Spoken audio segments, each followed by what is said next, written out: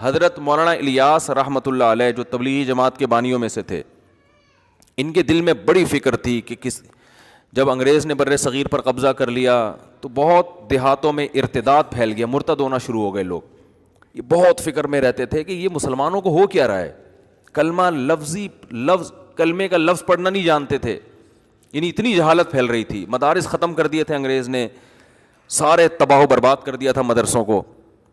تو یہ بہت فکر، یہ راتوں کو اٹھ کے پریشان، نیند اڑ جاتی تھی ان کی کہ بھئی کیا کروں میں. تو بہت کبھی ان کا خیال آتا کہ میں بھی مدرسہ بناؤں.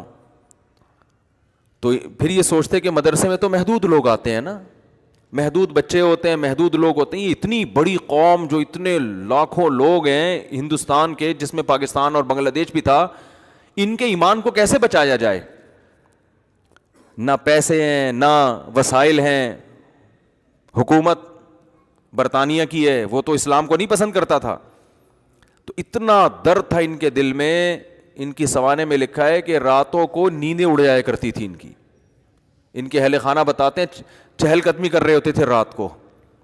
تو پوچھتے کیا کہہ رہے ہیں یہ ہمارے یعنی مسلمانوں کا ہوگا کیا؟ یہ تو سب اسلام سے دور ہو جائیں گے، اس کو کیسے روکا جائے؟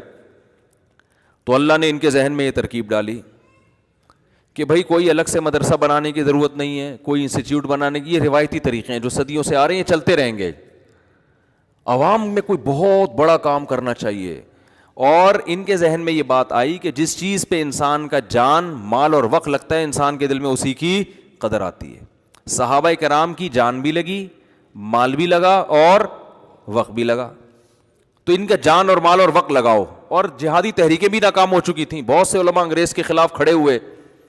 یہ جتنے دیوبند کے علماء ہیں نا، ان میں کوئی ایک بھی ایسا نہیں ہے جس نے انگریز کے خلاف جہاد میں حصہ نہ لیا. میں اس لیے بتا رہا ہوں آپ کو کہ آج بہت سارے الٹے سیدھے الزامات علماء دیوبند پہ لگائے جاتے ہیں.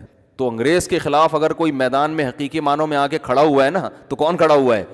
یہ وہی جن کو صوفی کہا جاتا ہے، جن کو کہا جاتا ہے یہ بس چٹائیوں پہ بیٹھ کے اللہ اللہ کرنے والے تھے. یہ چٹائیوں پہ بھی بیٹھتے تھے اور میدان جنگ میں گھوڑوں پہ بھی بیٹھتے تھے. تو جب وہ جہادی تحریکیں ناکام ہو گئی، کیونکہ مسلمانوں نے حقیقی معنوں میں ساتھ نہیں دیا. انگریز اتنا ذہن بنا چکا تھا کہ بغاوتیں ہو رہی تھیں، اپنے ہی لوگ بغاوت کر لیتے تھے. سید احمد شہید رحمۃ اللہ علیہ کی تحریک تھی، شاہ اسماعیل شہید رحمۃ اللہ علیہ شہید ہوئے، یہ سب اپنوں کی بغاوتوں سے ہوئے ہیں. مل جاتے تھے، پیسوں میں بک جاتے تھے مسلمان. تو اللہ کے فیصلے تو اجتماعی سطح پہ ہوتے ہیں نا. قوم صحیح ہوگی تو فیصلے ہوں گے، دو چار افراد کے صحیح ہونے سے تھوڑی ہوتا ہے. تو حضرت مولانا الیاس رحمۃ اللہ علیہ نے جب دیکھ لیا نا یہ سب کچھ کیا ہو گیا ہے، ناکام، تو اب ایک حل تو یہ کہ مسلمانوں کو ایسے ہی چھوڑ دو. کہا ایسے ہی نہیں چھوڑا جا سکتا. اتنا درد تھا، اتنی فکر تھی، راتوں کو اٹھ کے نیند خراب ہو جاتی تھی. اور ہماری نیند خراب ہوتی ہے، کوئی پیسے نہیں واپس کر رہا، کوئی مسئلہ ہے وہاں، کوئی جو ہے نا، ان کی نیندیں خراب کیوں ہو رہی ہیں کہ بھائی یہ بر صغیر کے مسلمان تو سارے کافر ہو جائیں گے، یہ تو اسلام سے دور ہو جائیں گے. تو دینی مدارس کافی نہیں ہیں اس فتنے کو کنٹرول کرنے کے لیے. وہ اپنا کردار تو ادا کر رہے ہیں مگر یہ کافی نہیں ہے. تو انہوں نے کیا کیا کہ لوگوں سے کہا، جا کے منتیں کی، دیہاتیوں کی، پاؤں پکڑے کہ بھائی کچھ وقت ماحول تبدیل کرو، اللہ کی راہ میں نکلو، کلمہ سیکھ لو، کچھ موٹی موٹی ایمان کی باتیں سیکھ لو. اور اس کا ایسی اللہ نے، چونکہ اخلاص بہت تھا، ایسی برکت دی ہے کہ توقعات سے زیادہ اللہ نے اس کام کو مقبولیت عطا کی. پھر وہ پیش گوئی کیا کرتے تھے کہ ایک دن آئے گا ہماری جماعتیں امریکہ جا رہی ہوں گی. لوگ ہنستے تھے کہ یہ کیسی باتیں کر رہے ہیں، امریکہ جائیں گی جماعتیں، جاپان جائیں گی جماعتیں، پوری دنیا میں ایک تہلکہ. اس وقت اگر تبلیغی اجتماع ایک ہی جگہ ہو جائے نا سب کا، ابھی تو مختلف ٹکڑوں میں ہے نا، تو حج کے بعد دنیا کا سب سے بڑا اجتماع ہے یہ.